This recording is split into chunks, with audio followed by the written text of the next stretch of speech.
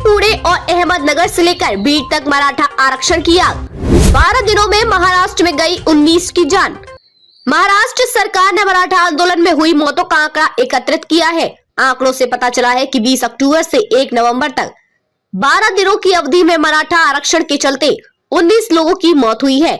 20 अक्टूबर को ही महाराष्ट्र में आरक्षण आंदोलन की हिंसा भड़की थी। सीआरपीसी की धारा 41 के तहत 186 आरोपी व्यक्तियों को नोटिस जारी किए गए हैं। पिछले 2 दिन में बीड जिले में राष्ट्रवादी कांग्रेस पार्टी अजीत पवार गुट के विधायक प्रकाश सोलंकी और संदीप क्षीरसागर शरद पवार गुट के घरों को प्रदर्शनकारियों ने आग लगा दी थी। छत्रपति संभाजीनगर जिले में प्रदर्शनकारियों ने सत्तारूढ़ भारतीय जनता पार्टी के एक विधायक के कार्यालय में तोड़फोड़ की थी। बीड जिले के माजल गांव शहर में नगर परिषद भवन की पहली मंजिल में सोमवार को आंदोलनकारियों के एक समूह ने आग लगा दी और पथराव किया।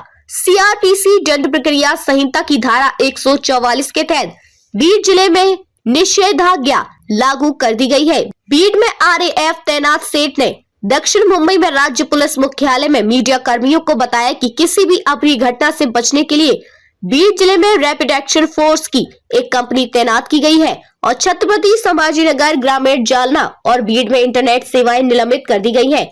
डीजीपी ने कहा कि 8 से अधिक दिन के विरोध प्रदर्शनों के दौरान राज्य भर में उपद्रवियों ने 12 करोड़ रुपए की सार्वजनिक संपत्तियों को नुकसान पहुंचाया।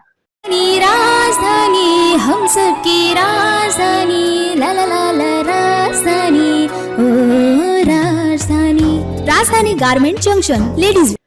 जरांगे पाटिल का बड़ा समर्थन। कांग्रेस के एक नेता ने कहा कि जरांगे पाटिल के अनिश्चितकालीन भूख हड़ताल शुरू करने के बाद ही शिंदे सरकार जागी। जब जरांगे पाटिल की हालत बिगड़ गई सितंबर में पहले उपवास के दौरान, तो शिंदे अपने गांव पहुंचे और उन्हें आश्वासन दिया कि आरक्षण को लेकर विवाद 40 दिनों में हल हो जाएगा। शिंदे जानते थे कि आरक्षण देना संभव नहीं है और वह आंदोलनकारी मराठाओं को झूठी उम्मीदें दे रहे थे। नेता ने कहा कि जबकि सरकार कोई समाधान निकालने में असमर्थ थी, जरांगे पाटिल के लिए समर्थन बढ़ रहा था और उनके कई समर्थकों ने आत्महत्या कर ली जब उन्हें लगा कि उन्हें कोटा नहीं मिलेगा। एनसीपी के एकनाथ शिंदे को खरी एनसीपी के एक वरिष्ठ नेता ने कहा कि सरकार के अनुचित तरीके से काम करने के कारण महाराष्ट्र एक अभूतपूर्व स्थिति का सामना कर रहा है।